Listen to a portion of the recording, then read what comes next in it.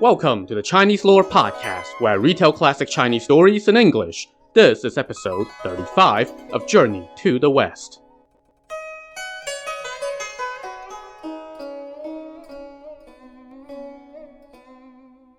Last time, Silverhorn, the second in command of the demons in Lotus Flower Cave on Flat Top Mountain, pinned Sun Wukong under 3 giant mountains and captured everyone else in the traveling party. But before he and his brother Goldenhorn could sit down to feast on Sanzang's flesh, they wanted to first finish off Sun Wukong so that they could rest easy. To that end, they sent out 2 demon lackeys with 2 of their treasures, a magic gourd and a magic vase. The lackeys were to turn these items upside down and call Sun Wukong's name.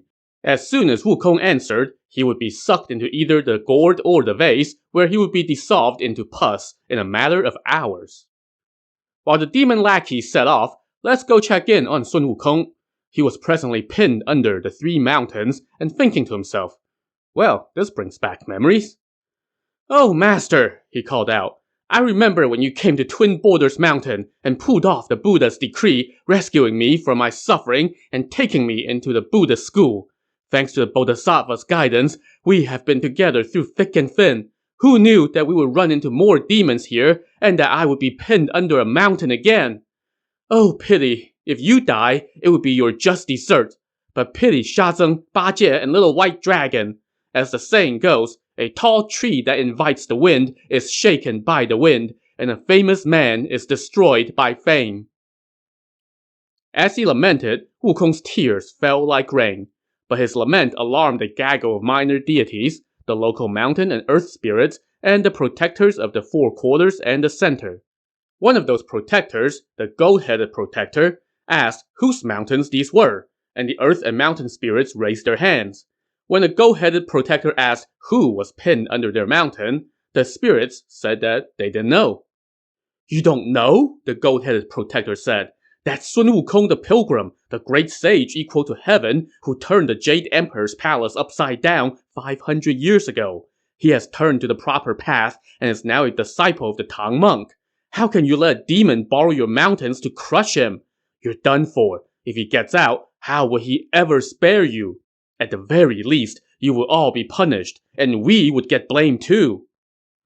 That struck fear into the hearts of the mountain and earth spirits. We really had no idea, they pleaded. We just heard that demon utter the incantation for moving mountains, so we moved the mountains here. We didn't know it was the great sage. The gold-headed protector told them, don't be afraid. As the law says, you can't be punished for what you didn't know. I will speak up for you. Let him out, so he won't kill you all. What?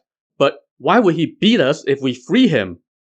You don't understand. He has a golden rod that's deadly. If it hits you, you're dead. If it touches you, you're wounded. If it taps you, it will break your sinews. And if it scrapes you, it will rip your skin off. So the fearful earth and mountain spirits, after some deliberation with the 5 protectors, approached the entrance to the 3 mountains and called out, Great Sage, we are the mountain and earth spirits and the 5 protectors. Yeah, so? Wukong shot back. Great Sage, we're going to lift the mountains and free you. Please pardon our offense. Okay, if you lift the mountains, then I won't hit you, Wukong said. So the earth and mountain spirits shouted up, and all the gods uttered incantations that returned the mountains to their original locations. Sun Wukong sprang to his feet, dusted himself off, tidied up his clothes, and then pulled out his golden rod and shouted toward the earth and mountain spirits. Stick your feet out! I'm going to give you each 2 whacks so I can feel better. But great sage, you had just said that you would pardon us, the spirits said in alarm. How can you go back on your word? You damn earth and mountain spirits, Wukong cursed. You're afraid of that demon, but not me? The earth spirit pleaded. That demon is very powerful. He knows how to recite incantations that summon us to his cave. We have to take turns being on duty for him. Wukong was taken aback by that, and he looked up and shouted to the sky. Oh heaven, I was born from a boulder on Flower and Fruit Mountain that dated back to creation. And I also studied under a noted master and learned the secrets of immortality. I could change forms at will, I tamed tigers and dragons, I turned heaven upside down, and I earned the moniker Great Sage. But even I never summon earth and mountain spirits at will. How dare this demon treat them as his servants and slaves? Oh heaven, since you gave birth to me, why did you then give birth to this demon? Now, this was a little melodramatic, not to mention untrue, because as we have seen throughout the novel, Sun Wukong totally summons mountain and earth spirits at will. But anyway, in the midst of his lament, Wukong suddenly saw a glow coming from a nearby canyon. He asked the mountain and earth spirits what that was. That's the glow of the demon's magic treasures, the earth spirit told him. They must be coming with those treasures to capture you. Well, that sounds like a fun toy, Wukong said. Tell me this, who do these demons associate with? Well, they do like to refine elixirs of immortality, so they're good friends with Taoists of the Quanzhen sect. Ah, no wonder that demon turned himself into a Taoist priest when he abducted my master. Alright, I'll give you all a ring check on that beating for now. Be on your way. Once the mountain and earth spirits took their leave, Wukong turned himself into an old Taoist priest, sporting 2 coils on his head, a patched-up robe, a fish drum, and a sash around his waist. And then, he waited by the side of the road.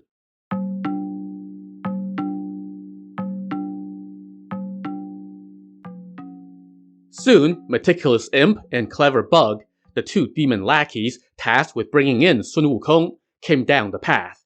As they walked past him, Wukong stuck out his golden rod and tripped them both up. The 2 lackeys fell flat on their faces. When they got to their feet, they looked around and saw this old Taoist priest. If our lords didn't hold you Taoist priests in such high regard, then there would be trouble right now, they warned the priest. What trouble? The old priest said with a smile. When Taoists run into each other, we're all one big family. Well, why were you just lying asleep here and tripping us? Heh, when young acolytes meet an old priest, it's only right that they trip and fall to their knees to pay their respect. Well, our lords only demand a couple taels of silver as a sign of respect at a first meeting. How come you're demanding people trip and fall to pay their respect to you?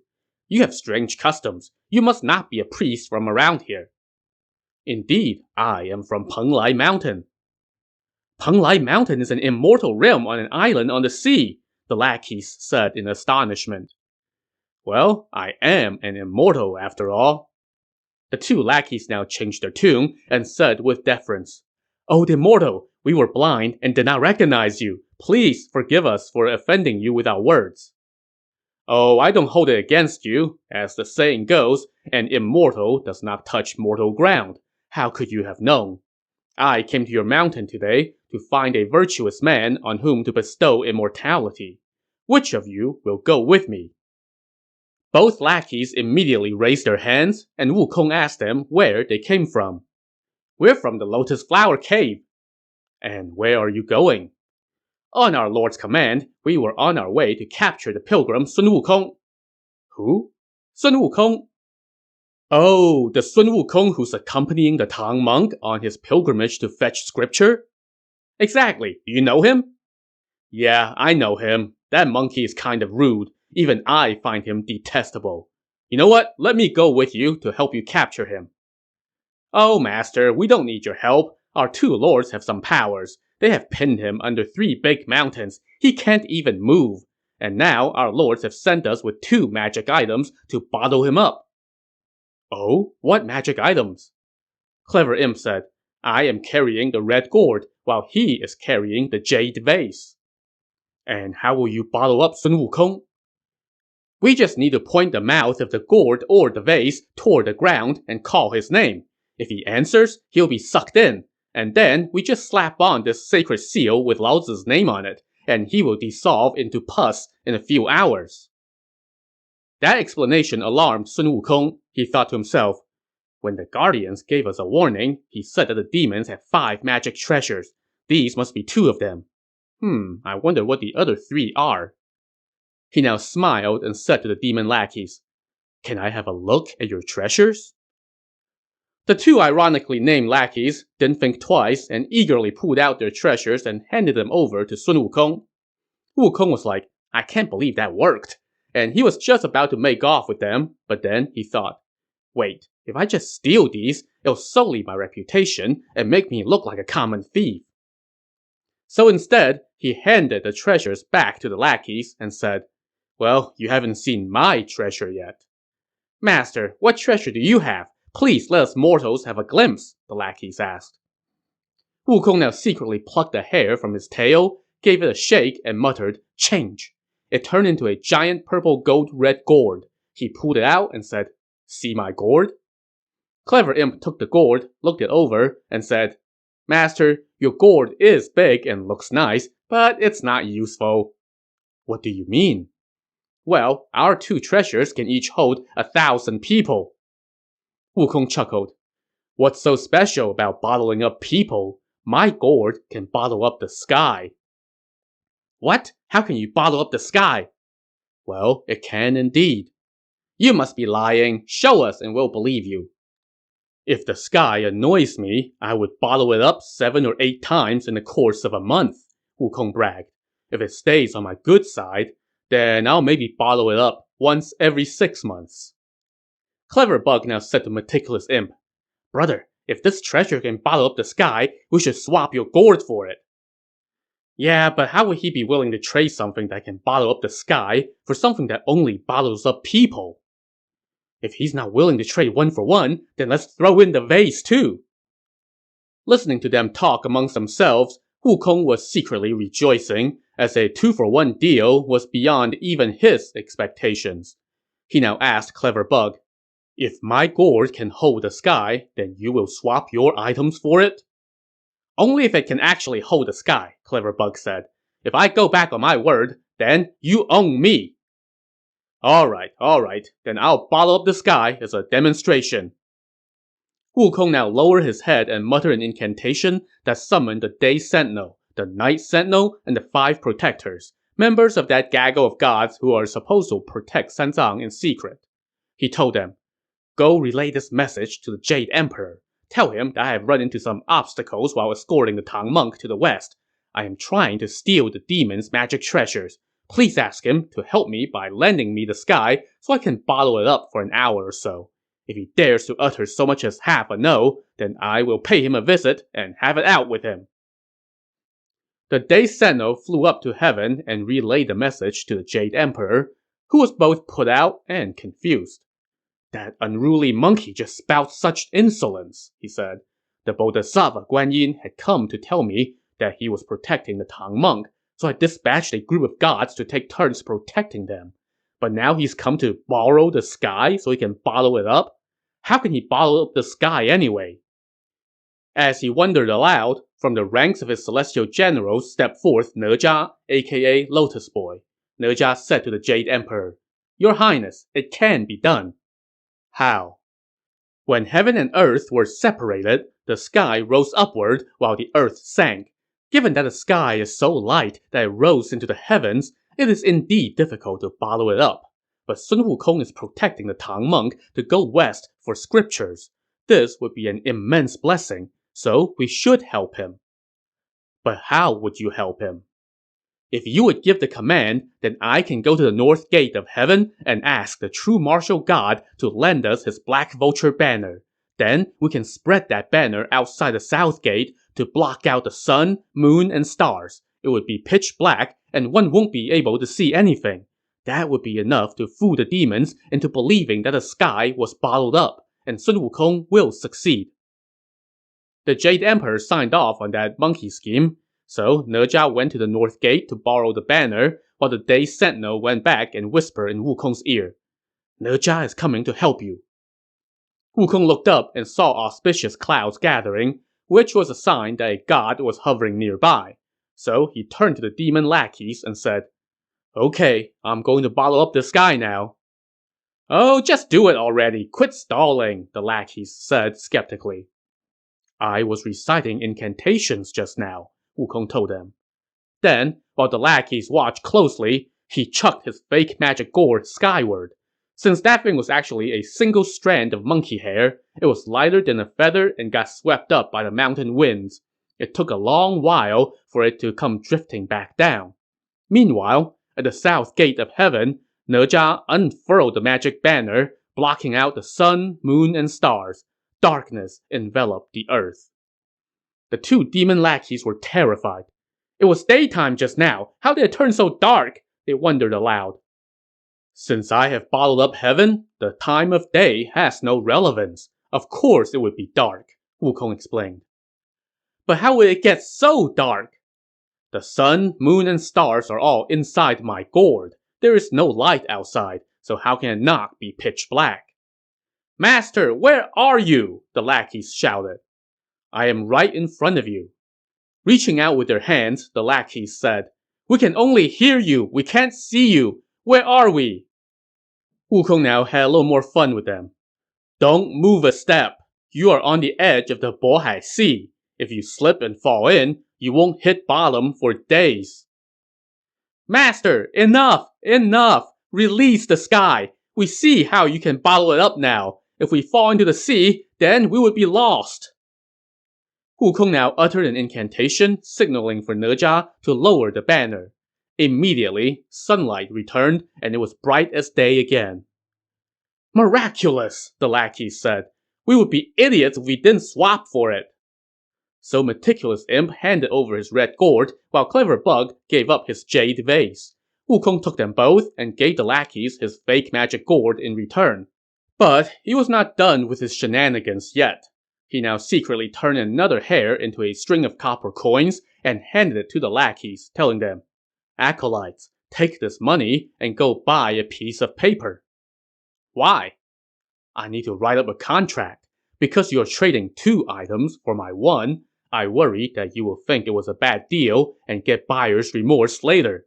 So we must each sign the contract. But we have no brush or ink. How can we write up a contract? How about we just swear an oath? What kind of oath? We are trading our 2 people bottling treasures for your 1 sky bottling treasure. If we have any regrets later, may we be stricken with pestilence all year round. Wukong laughed and replied, Okay, I will also never regret it. And if I do, then may I also suffer pestilence year-round, just like you. Oath sworn and transaction done, the 2 lackeys happily took their new magical MacGuffin. Wukong, meanwhile, soared up to the south gate of heaven and thanked Ne Zha for his help. The 2 demon lackeys, meanwhile, were busy looking at their new treasure when they suddenly peeked up and noticed that the old Taoist priest had vanished. Brother, Clever Bug said, even immortals spout nonsense. He said that once we swapped treasures with him, he was going to make us immortal. Why did he disappear without saying a word?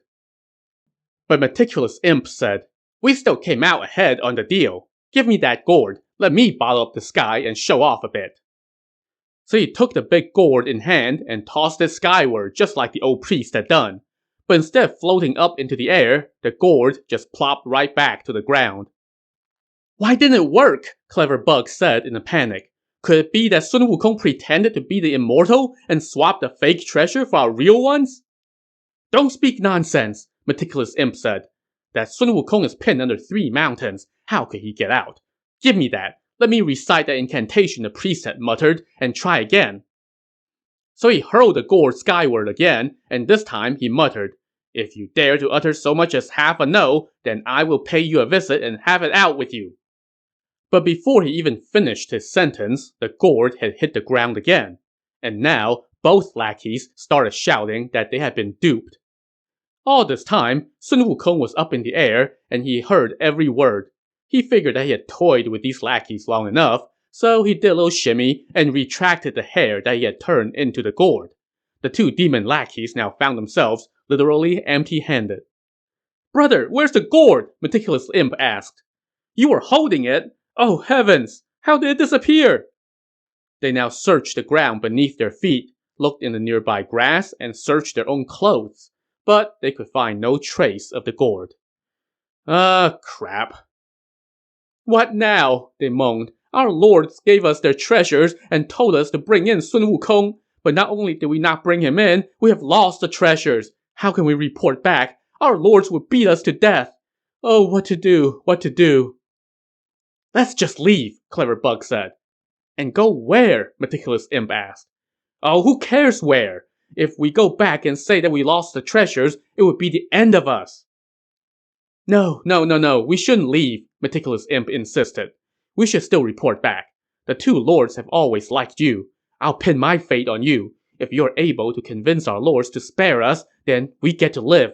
If not, even if they beat us to death, at least we'll die here and not be caught between two fires.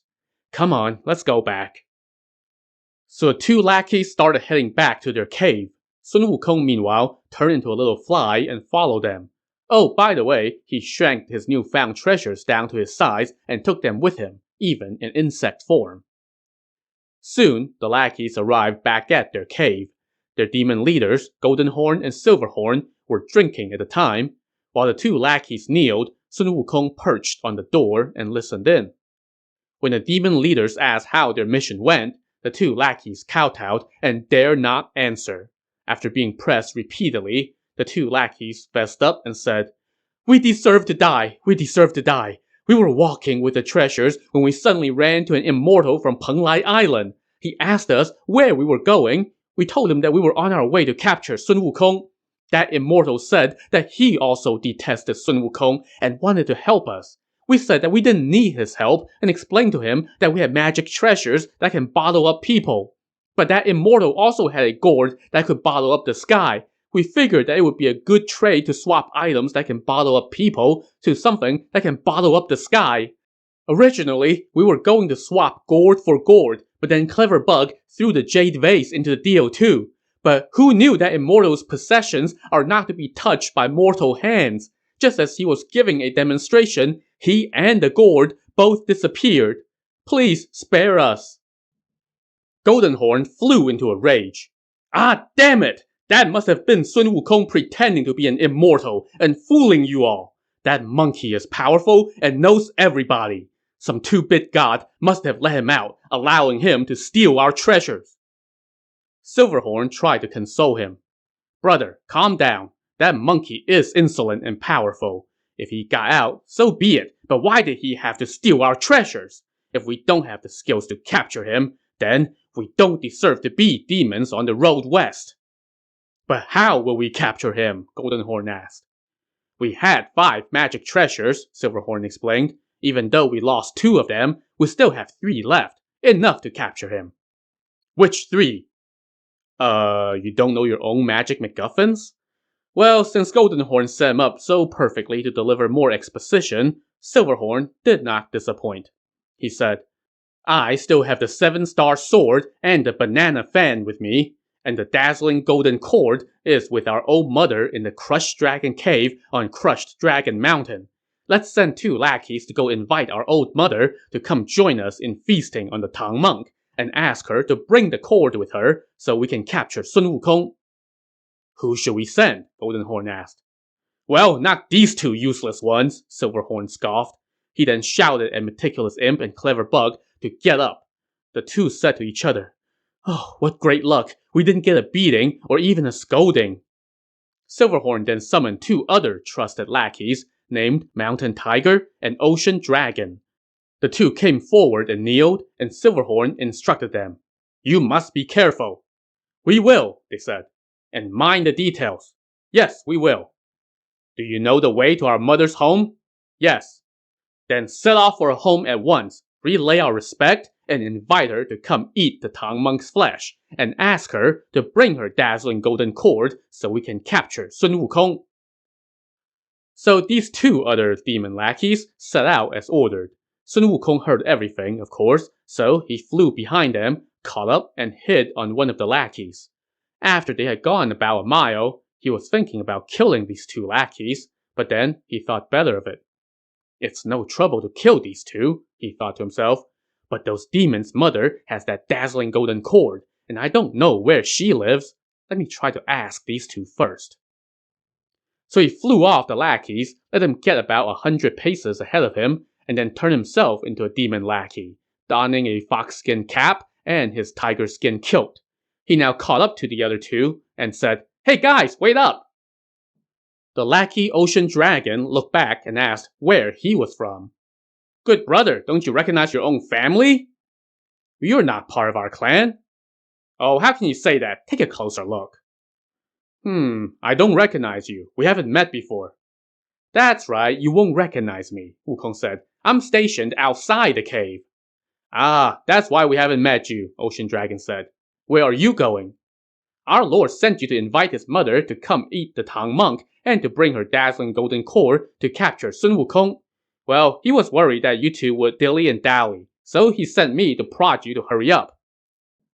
The two real demon lackeys were taken in by that spiel, so they hurried forward with Wukong alongside them. After they traveled for another 3 miles or so, Wukong asked how much farther they had to go. Ocean Dragon pointed up ahead and said, "It's just up ahead, in that dark forest." Wukong looked up and saw that the dark forest was not far off, so he now stopped and let the two lackeys go ahead of him. And then he pulled out his golden rod, snuck up behind them, and flattened both demons into meat patties. This done, he hid the bodies in the tall grass on the side of the road. He then pulled the hair off himself and turned it into a doppelganger of Mountain Tiger, one of the lackeys. He himself took the form of the other lackey, Ocean Dragon. These two imposters now continue forward to Dragon Crushing Cave to invite the Demon Lord's mother. To see what more monkey shenanigans Sun Wukong has in store, tune in to the next episode of the Chinese Lore Podcast. Thanks for listening.